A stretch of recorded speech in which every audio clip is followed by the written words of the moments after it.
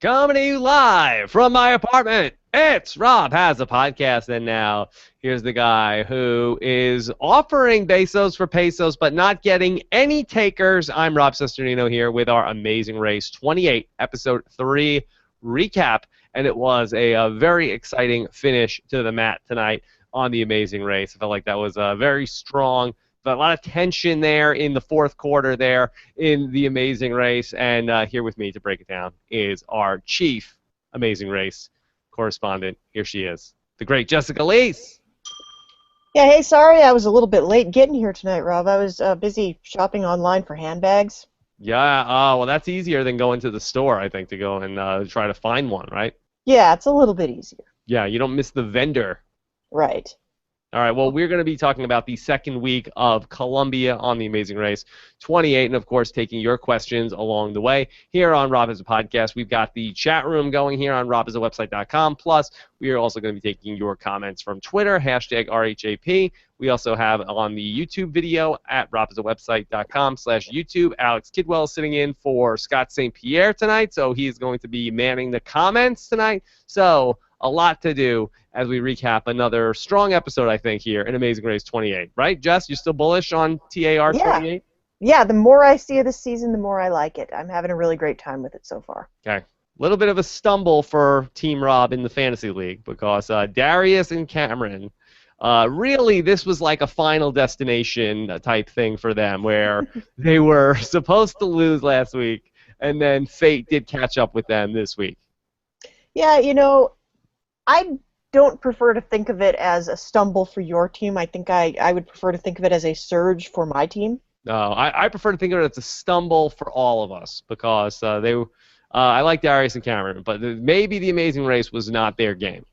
Yeah, I mean they seemed like good sports. They were great guys. They just didn't read their clues. Yeah, they had a hard time finding where they were supposed to be at times. That was really, when we take a look at the autopsy of what went wrong, it was often that they had a hard time, finding exactly where they were supposed to be at any given time. And they didn't really struggle so much with the tasks as much as they struggled with getting from point A to point B. Well, and that's an important part of this show. If you're not prepared to both be good at tasks and be good at navigation, this is probably not the show for you. We'll talk it all through Yeah. on the Exit Interview podcast on Monday, but it really seemed like from the airport last week where they got to the airport, but they were there in the first group, but they ended up on the third flight, to then they could not find where they were supposed to go to get the clue before they ended up going to the beach last week. And then ultimately they got saved by Team Marty and Hagen. Mm-hmm. And they ultimately they didn't have their car. And then this week it just came down to such a frustrating moment there as in terms of how you're allowed to do that. What is the ruling on that? The partner that is not participating in the roadblock can't say anything? Well, we saw this last season. In fact, I think on basically this exact same leg last season, we saw what happened when we had Denise and James Earl. And she shouted out some advice that he didn't even hear. And apparently the non-contributing roadblock member, if they say anything at all about what's going on in the roadblock, you get a penalty. Maybe that was only a 30-minute penalty, if I recall. I feel like that Darius lost more than 30 minutes trying to find the vendor. Sure seems like it. He got passed by like 3 teams. Mm-hmm. Yeah, they were doing okay. Yeah. Yeah. So it really seemed like that was their undoing tonight as we saw Zach and Rachel came all the way back from looking like they were going to surely be eliminated earlier in the leg. So we'll talk about all of that. So, Jess, overall, what did you think of leg 3? I think if you're going to stay in the same country and not travel to a different country, the best thing you can do is do as much as you can to distinguish it from the previous leg, and I think they accomplished this pretty well. That being said, it was kind of a fast leg. Like, there wasn't a lot of time to keep up. If you started out behind, it was a really big uphill climb for you to get out of the basement. Yeah, and as a viewer, you don't care for that, right? I don't really care for that. I want as much mixing up as possible. Okay. Well, not a lot of mixing up here in leg number 3, although at the top of the race, we do have for the first time Your Frisbee Bros. My Frisbee Bros. And I was starting to feel like, I should have just gone sentimental all the way and picked the people I wanted to be rooting for. But now I'm happy with the Frisbee Bros getting some time. Okay. All right, we'll talk about how everybody did tonight as we move along. But why don't we just go through this leg and talk about some of the highlights along the way. Just how did we get this leg kicked off? Well, we kicked off the leg.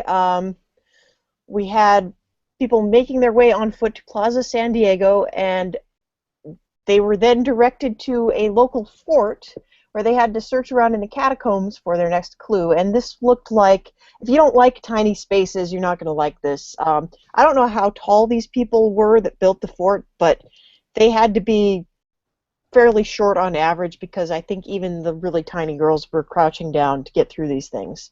Yeah, well, that's good, because you figure that if bad people are going to come, you probably want to stay hidden from the bigger bad people. Yeah, I suppose so. But it was a little bit. They tried to make it out like it was going to be something really terrifying for people, and really only one team had any trouble with it at all. Yeah. Okay, so after we got our clue, then let's talk about our first actual task. Okay, we got a detour here. And this, I gotta say, was probably one of the most unbalanced detours I've seen in a while. Because you had, on one hand, you had to play this traditional Colombian game called Tejo, which is basically cornhole with more explosives. Yeah. And then on the other side, you've got this task where you have to convince about 10 people to ride your bus. And it was a lot of persuading people, a lot of yelling at locals, a lot of getting people to give you money.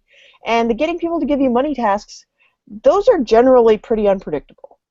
Yeah, I feel like that the tasks where you have to go and beg for money do seem wholly much more difficult than something that would be just a sort of task where we go back to sort of like the Jim and Misty doctrine. Isn't it always you take the task that you could just physically power through?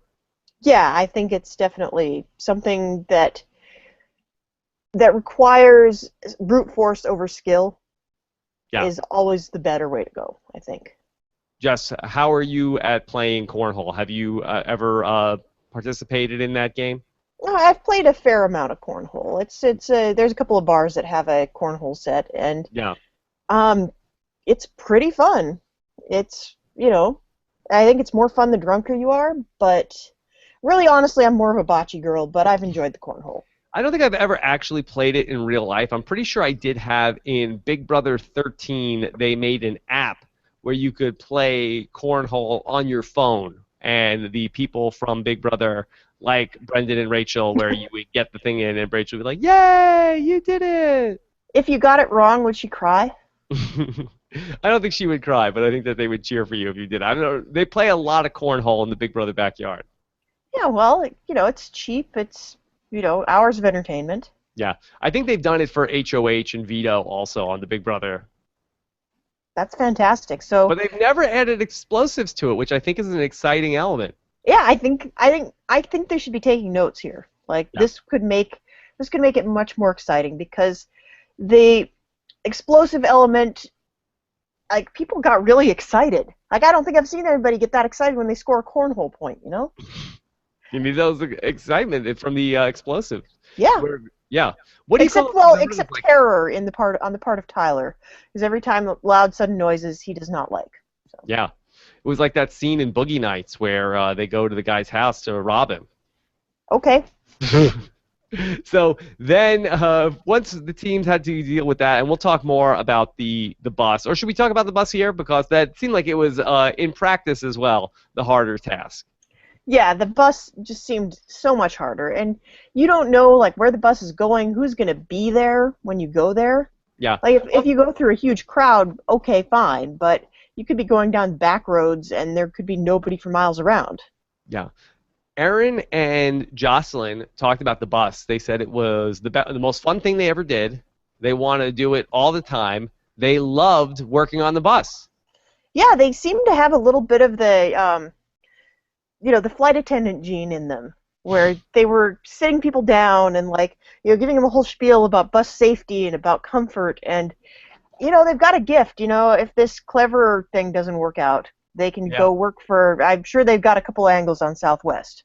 Yeah. Now, Jess, let's talk about the Zach and Rachel disaster. And this is the second week in a row where they might be the new Final Destination team because they had 2 weeks in a row where they had a huge mistake, which cost them a lot of time. Last week it was the read your clue. This week, can you explain what happened here where Rachel thought there was an extra 0 on the money and she thought that ones were tens? Yeah, that's basically, you just explained it. She thought there was another 0 on the money, and she didn't realize they needed 20,000, not 2,000. Okay. So so it wasn't that she thought ones were tens, she thought that hundreds were thousands? Um, yeah, I think it is like 1,000. She thought 1,000s were 10,000s. Okay. And on its face, that didn't make any sense because she says, "Oh, we have two tens here." And it's like, how are you getting tens from people that are riding the bus? Like, who's handing you a 10? Yeah. Well, I have no concept of what it costs to ride the bus in Colombia. It costs 1,800 pesos, Rob. 1,800 pesos. No, I don't Wow. just know that off the top of my head. They actually said this on the. Yeah, on the what's episode. the translation to conversion from pesos to pesos? Oh, pesos to pesos. I couldn't begin to tell you, and nobody cashed in on those pesos, so you really have no idea. Yeah. I guess it really depends on who's the person doing the pesoing. Well, Blair is a cute girl. She is cute and perky, and she's fun. I would guess that if anybody was going to be able to cash in on the besoing, but apparently it was the promise of the beso that was enough. Yeah. So it was just that lured them in, and then it was just like, no, it's just a bus ride. Yeah. My dad's That's got to right be here. the biggest letdown. Right. Scott didn't seem like he was too offended. No, but Scott also had that kind of like, he got this sort of steely look on his face when she said, "Yeah, nobody cashed in on the bases," and you're like, "That's as it should be." Yeah. You think that Scott is a little stern? Yeah, a little bit. Yeah. Scott had a great moment in this episode coming up in this next task. So then let's talk about at the Roadblock. So the teams really had a hard time with this. Just why was this so difficult, this handbag task? I think it was difficult for one thing because people didn't realize that they were not looking for a handbag that was necessarily 100% identical. They were looking for a handbag that was by the same designer, and a lot of people didn't know to look in the tag. So Yeah. that took people a lot of time, and it was also a lot of little windy streets. Yeah. And did everybody have the same designer that did the bag? No, everybody had different designers. So Okay. it was like you had a different name of a person on your tag, and it was up to you to try to find the other two bags. And they looked very similar, but they weren't necessarily identical. Did you get a sense of how far it was from one place to the other? Because on the surface, it doesn't seem like that's that hard of a task, but teams really were struggling with this. Well, I don't know. I've never been to Cartagena myself, but I've been to a fair number of Latin American cities that all kind of have this colonial section of town where everything is very windy and the streets, and it may not be labeled that well, and they're going to be very narrow, and up and down the streets are vendors. Some of them are amazing race vendors, some of them are not. I could see this taking a while because people didn't necessarily know where to go. At a certain point, you saw Aaron and Scott going and getting a map because they didn't know what they were doing. Yeah. So Now, it was really, it could have taken a very long time. now it seemed like the teams were sort of like arriving at the pit stop in tiers, where it seemed like not in TIERS, where you had the first two teams to get there. Of course, the Frisbee Bros and Tyler and Corey. They seemed like that they were way ahead of the pack. It did seem like there was a big division between them and Rooster Teeth. Yeah, I think my theory on this is that I think it's possible that only one team was allowed to play Tejo at one time. Mm-hmm. And that might be the thing that might have driven people to try the bus task. And it also might be the thing that kind of spread people out because you might have been stuck waiting there for two teams to finish playing Tejo before you got your turn. So at the end of the race, we ended up with 4 teams that were all sort of bunched up, and it really seemed like any of them could have potentially gotten eliminated in the Team Clever, Scott and Blair, where we ended up having Aaron and Scott matched up together. and they were working together. Then we had Zach and Rachel that were really sort of on their own, and Darius and Cameron working together. Now, I thought this was a really interesting moment in the race tonight where Aaron and Scott were trying to figure out what to do. And there was a point where they got a map, and they were working together, and then Aaron ditched Scott, and he got mad. Yeah, it looked like she maybe ditched him for real for about half a second and realized how terrible that was going to look. Yeah. And she probably didn't want to have to face the wrath of Blair when she was done. You think she was more intimidated by Blair and not like that Scott wasn't going to let that go? Yeah, I think she might have been a little afraid that Blair was going to scream at her. Mm-hmm. You don't think we were going to go into like Dave and Connor territory and that Scott was just never going to let that go? Well, that's true too, eh? He is the token old guy.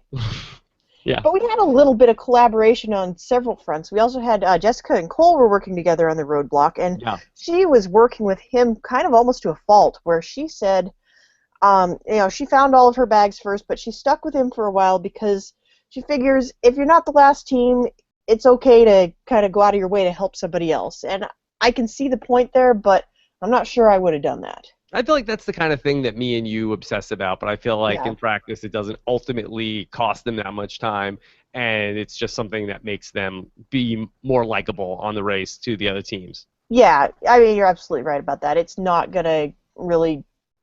They knew that they were not in any danger, so it wasn't a big deal. Yeah. Then we had the altercation between Scott and Aaron. So Scott called her out and said, hey, you ran off without me. You can't have the map. That's mine. Yeah, that was kind of petty. Yeah. And then Scott was like, all right, forget it. Yeah, I think... You can have it if you want it. Maybe life and the race are too short. Plus, everyone else was there at that point, and you don't want that to be the hill you die on, right? I like Cranky Scott. Yeah, Cranky Scott he's much better than, like, boring Scott who doesn't do anything. Yeah. Cranky Scott is my new favorite Scott. More than disapproving Scott. Yeah. Well, I mean, there's always that old guy on the Amazing Race that disapproves of everything everybody else is doing, and that guy is no fun whatsoever. Mm-hmm. Okay, so then it came down to, ultimately, after Scott got his bag through, then it was going to be either Zach and Rachel or Darius and Cameron. At any point, did you feel like Zach and Rachel were going to be the team that got eliminated here? Did they take you out? It seemed really dicey for a second there. Like, Zach and Rachel were making mistake after mistake, and it just felt like they were tempting fate a little too much. But you know how it is on this show. You can make a mistake as long as somebody else makes a bigger mistake than you do. Yeah, what happened? It was like Zach was like, oh, I know exactly where the pit stop is. And then it was not where he thought it was. Yeah, and then you have to go ask, like, the screaming guy with no shirt on, and, nobody wants to ask that guy. Actually, everybody wants to ask that guy because he was the best part of the episode. The screaming guy with no shirt on? Yeah. Okay, so ultimately it ends up a pretty close finish at the end of the race between Zach and Rachel and Darius and Cameron and Phil with a masterful fake-out tonight. Yeah, I mean, that's a pretty bog-standard Phil thing to do. Like, I've seen him even take it a step further. I am sorry to tell you that you are the last team who is still racing in the next leg because here comes the other team. Yeah, really Seacresting it up. Yeah, he can get very Seacresty. Yeah, he's like, turn around, they're right behind you. Yep. So Darius and Cameron, ultimately they go. They will be scheduled to join us on the exit interview on Monday. Let's talk through the teams individually in terms of how they finish, because I want to just get your thumbs up, thumbs down on these other teams. Okay, Frisbee Bros. Do you feel like, was this a coming out party? Is it going to be hard to put the toothpaste back in the tube on the Frisbee Bros now? Do you feel like they're locked in? Frisbee Bros are large and in charge. Yeah. I'm very happy. They're jocks and they are bros. I'm very happy about my pick here because these guys, they've found their footing, and I don't anticipate they're going to lose it anytime soon. Yeah. How big of a deal is that for a team to get over the hump, get their first win in a leg, and then can they continue that momentum? Well, I think there's a point where you're not sure if it's something you're actually capable of doing. And once you get that first one under your belt, it's like, okay, that worked. I can get that one now. Let's go get more. And they can get some momentum under them. I think they do have one team that's really good competition for them, and maybe not too many others. So they've got that going for them too. Yeah. It'll be interesting to see. I want to know from you, Jess, where do you cut off the elite tiers of racers? Whether you think that it's a 2-team race, if you think it's a 4-team race, you stop us when we get to the line of demarcation between the contenders and the pretenders here as we I go can through kind of this. see 4 teams who could win right 4. now. Yeah, I think that's about where I see it as well. All right, so then let's talk about Tyler and Corey, who have a strong second place showing. They go 2-1-2, never finishing lower than second in the race. Corey threw Tyler under the bus, said that they only come in second when Tyler does a task. They come in first when Corey does the task. Yeah, that was a little mean, but I think it was all in good fun. Okay. And they didn't win the race, but they won America's Hearts. They certainly did. Like, these guys are fantastic. Too late, already had it. Yeah, I know. I should have picked them first. Even with my strong showing from my Frisbee bros, I am still so jealous that Tyler and Corey are on Team Rob and not Team Jess. Yeah. All right. So, Jess, in terms of how they performed tonight, was there anything in particular that you saw that you liked?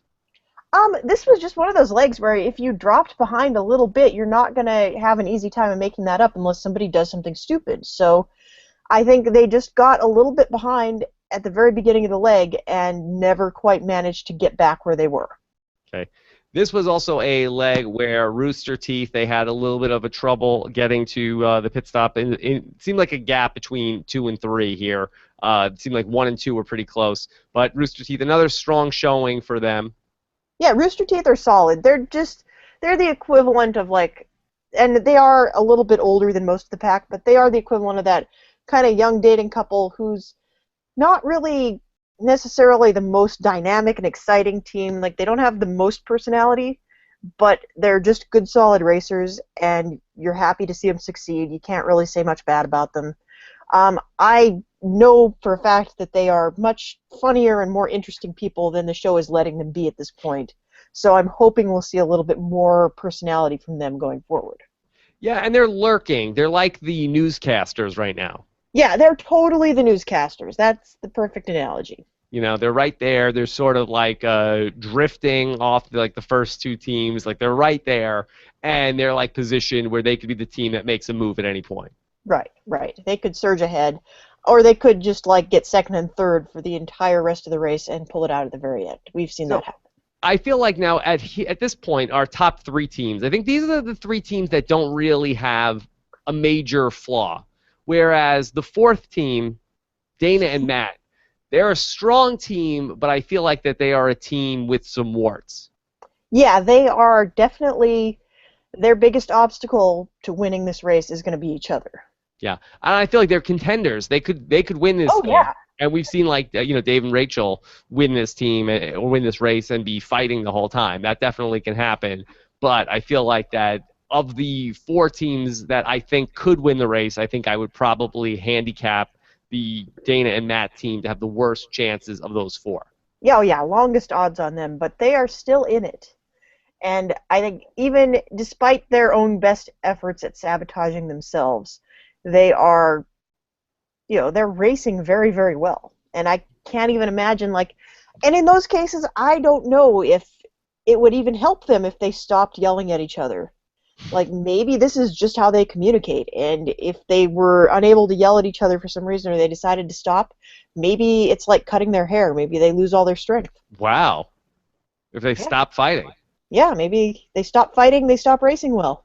Wow. Okay. This sounds like my marriage. Yeah. I mean, you would be this couple, Rob. Oh, we totally would. We would be. We wouldn't have gotten past the first pit stop without getting into a huge screaming match. Okay. Then let's talk about the Instagram. Okay. So now I feel like this is the end of like that tier of teams that I feel like are the contenders. Now I feel like we're talking about the people who, for now at least, are the pretenders. Yes. Let's talk about that. But I want to know from you if you think any of these 5 have potential to get out of this tier. So let's go through them real quick. The 5 teams that are left in the race. Okay. Instagram models. Instagram models, they had a pretty strong showing this leg. Like, they were good at everything. They weren't, none of them made what I would term a game-ending mistake. Yeah. But are you seeing the high highs, or do you feel like that they're just sort of getting by? I'm seeing them getting by, but I'm also seeing them kind of figure out what it is that they need to do, and they're really much lower key than a lot of these other teams. They aren't getting flustered by things. They aren't, they don't have deeply personal stories about why they are afraid of everything that comes down the pike. They've been really solid, and I think that's something you can't discount, especially like later on in the race when the stakes get higher. I think they're going to be very good in the clutch. Jess, how about Sherry and Cole, who were number 6 tonight? Are you seeing a turnaround potentially for them? Yeah, definitely. Sherry and Cole are also one of those teams that's figuring it out. And a lot of these teams, they start to catch on to what they need to do and how they need to be, and they don't catch on fast enough. But Sherry and Cole jumped up to 6th place this week, and I think they're going to be, they're going to do okay. I think they're going to hang in. I don't see them going all the way, but I could see them sticking around for a little while. All right. Team Clever. Team Clever is kind of a hot mess. Aaron and Jocelyn. But I do feel like that they have potential. I feel like if there was one of these teams that could figure it out, I kind of feel like I wouldn't be surprised if it was them and they have like a couple of good legs. I could see them, kind of pulling some cheerleader upside, as we kind of predicted earlier. But I also see them, they're the ones that keep getting that soundbite of, this is something that I've been terrified of my whole life. I can't do this. And then we cut to commercial. Like, this is impossible. Cut to commercial.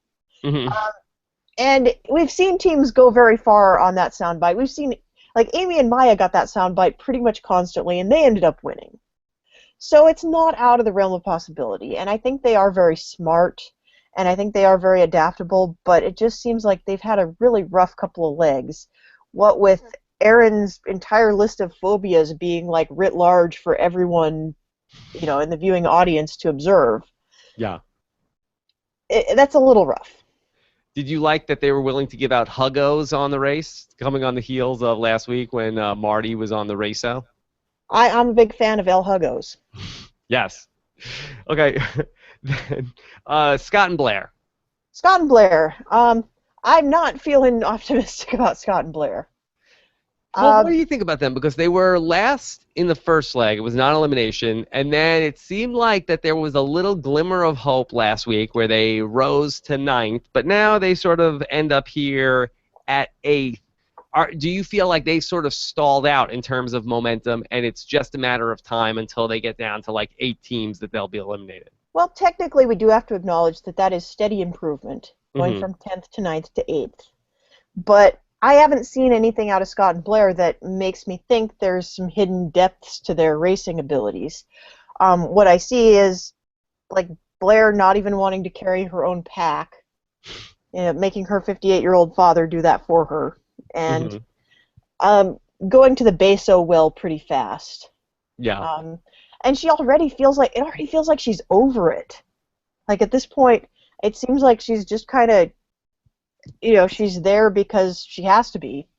And there was a point they were on their way to the Detour, and she said, and the words you would think sound determined, but the way she said them were not determined. She says, I'll do whatever it takes. I'll twerk if I have to. Twerk? Yes. Okay, but what is the conversion on twerkos to besos? I'm not sure what the twerko to beso ratio is, but the way she says this, she's looking out the window, and she sounds so bored. I'll twerk if I have to. Yeah. It's like nobody was asking you to twerk.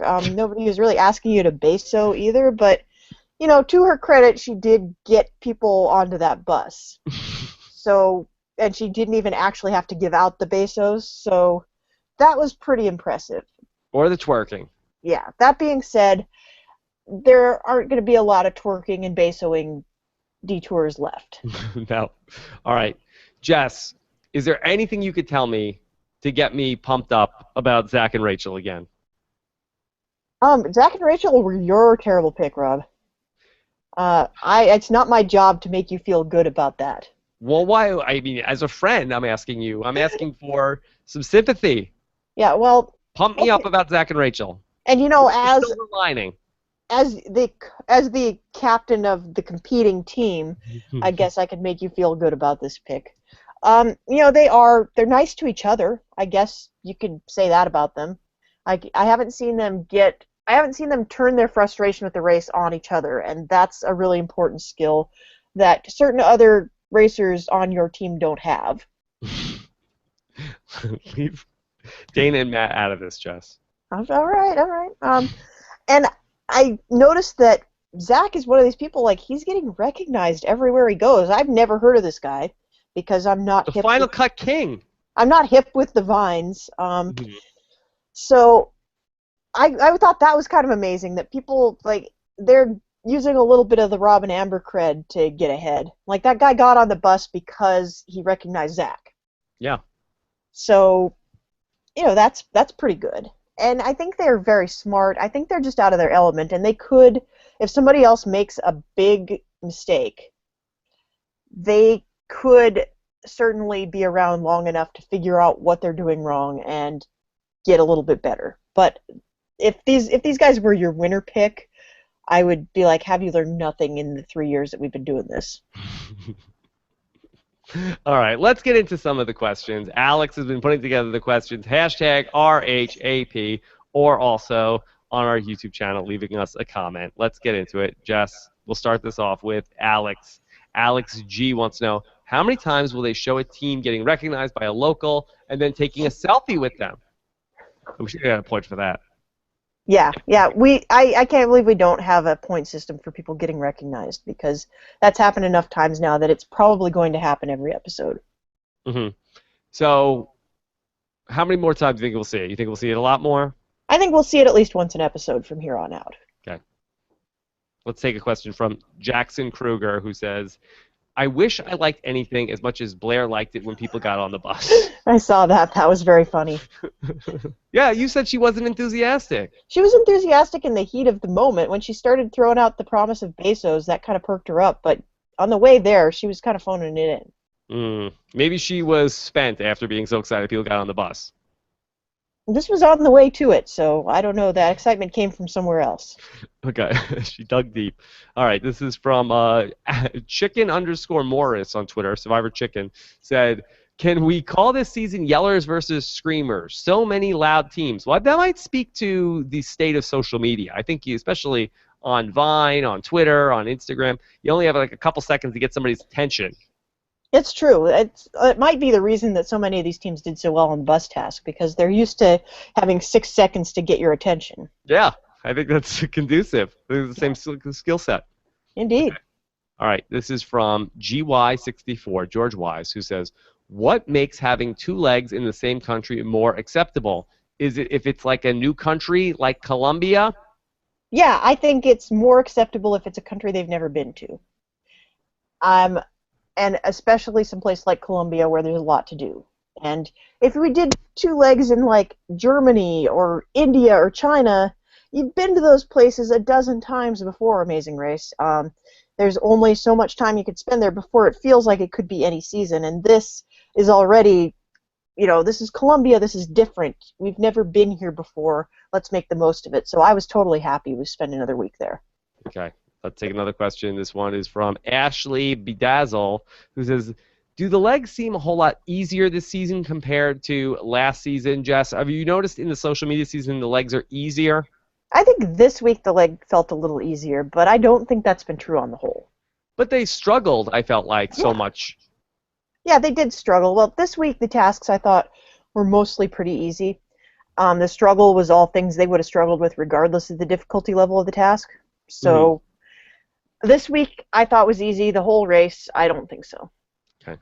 Let's keep going. This is from Crystal, who wants to know, did you notice the vendor giving serious side-eye to the team stepping on her goods? Well, Jeff, did you catch any side-eye? I wasn't looking for side-eye, but, I will trust the side-eye patrol. Jess, what could Darius and Cameron have done? It seemed like, Darius is running around. Could Cameron have done anything on the sly to sort of like yawn and like, whoa, right there. I'm pretty sure that would have been a penalty. Somebody was watching him the whole time? Oh, yeah. I mean, there's a camera, Rob. That's how we see it. I think what Darius needed to do was stop, Like, it's clearly not working out for him. He needs to stop and get the clue out and read the clue again. Yeah, that's right. Read your clue. When in doubt, read the clue. Hashtag read your clue. Okay, Adam555. Are musicians going to be a recurring theme this season? Drummers, mariachi bands, and now even an emphatic trumpet player, Jess? Final leg memory task. You think so? No. No, I don't think so. I think that we have a lot of musicians. I think that's just an easy shorthand for this is what country we're in. Okay. Alex G says, how many times will they show a team getting recognized by a local, taking a selfie with them? I feel like I would say probably once an episode. That's, I don't know where you came up with that, Rob, but that's very, very smart. I'm going to go with that. That's what I'm going to say. Okay. This is from Mr. Air Sonic. Great episode. Very intense roadblock. However, once again, Darius and Cameron were extremely blasé. Wow, we have a tilde on a comment. Darius was walking even though there was only one team left. Yeah, they seem to lack a certain hustle at certain points. Jess, you have seen hundreds of Amazing Race teams. Did you think that Darius and Cameron, their hearts weren't in it? No, I think they were enjoying themselves, but I don't know that they necessarily had the drive to take it all the way. I don't know that they knew what they were getting into. Okay. Let's go to Shay Renee, who says, do you think that the dancers are the second coming of Tim and Marie? Arguing is the only way we can focus. I mean, that's a common thing we've seen a lot of teams go through. So, I think that's definitely possible. Okay. And how do you know if it's working for a team, and how do you know if it's a distraction? Well, is their performance consistent? Mm-hmm. Because there's some teams that argue all the time, and they'll go from like second place to ninth place to fourth place, and these guys fourth place, fourth place. They're just like banging it out. Do you take anything away from looking at like the placement of like is there any sort of like sabermetrics that gets involved with the Amazing Race where you could sort of like track consistency as opposed to a team that's more volatile where sometimes they're at the front of the pack, sometimes they're at the back of the pack? Yeah, well, I think people frequently calculate average placement for all the teams, and the teams that end up in the same spot all the time tend to do a little bit better on that front. Interesting. Do you toss out the outliers? No, don't toss out the outliers, because I think that's valuable information. Okay. How about from Mr. Airsonic? Do you think we'll get an eating task this season or have them drive their own cars for one? So let's take that in two parts. First, will they eat? Absolutely, they'll eat. Okay. Will they drive their own cars? They may not drive their own cars. We don't really have Ford anymore, and I think Ford was the main reason we were driving our own cars before. Mm-hmm. The exception to that is if we go somewhere that has a car that's local to the region, and that's something they've done a few times in previous seasons. Like, they will go to Eastern Europe and have to drive one of those little junky Soviet cars. A Yugo? Yeah, I think it might have been a Lada. There's like several different ones. There's the Trabants in Germany, and there's the Lada that's, I think, maybe it's a Soviet car, but they had them in Hungary. So there's several of those, and there's the Skoda. Mm-hmm. So yeah, it could be any one of those. Jess, do you think the Amazing Race as we know it will be completely unrecognizable to us at the dawn of the self-driving car? I don't think the Amazing Race is ever going to really fully employ the self-driving car. What do you mean? I think you'll still have to program the self-driving car or do something.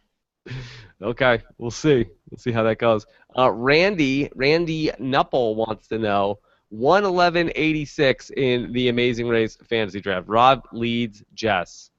Yeah, but I'm catching up. Yeah, Jess is making a move. You were putting the hurt on me last week, and I have come back. So those Frisbee Bros snag another first place. It's going to be interesting. Yeah. Jess, I did see some positive news this week for the Amazing Race. I think the word on the street is that Amazing Race 29 sounds like it is going to be filming a season this summer. That's fantastic. I know they are casting. I've heard some rumors about what they're looking for in casting, so that should be very interesting. I know. You had some concern about maybe this was going to be the end of the line. I have concern every time we have a stupid gimmicky season like this. And by and large, my concerns go unfounded, but I would rather set that bar really low expectations. Better to have low expectations. Yes. I don't like being disappointed. All right, Jess. Do you have a hashtag for this episode of the podcast? I would probably go with El Twerco. El Twerco. Good job. Okay. So we are slated to do an exit interview with Darius and Cameron. If for any reason that does not come to fruition, I don't know how busy that everybody's schedule is going to be with the social media season, but I will probably hear from CBS on Monday if that's the case, and then pass that information along to you guys. But unless you hear anything different, we'll have our exit interview on Monday. Then we'll be back next Friday night to do this all over again. Had a very exciting week of podcasts. We really did a ton of podcasts on RHAP this week, between everything from Survivor. We were live at the Hollywood Improv this past Wednesday night. Had a sold-out show.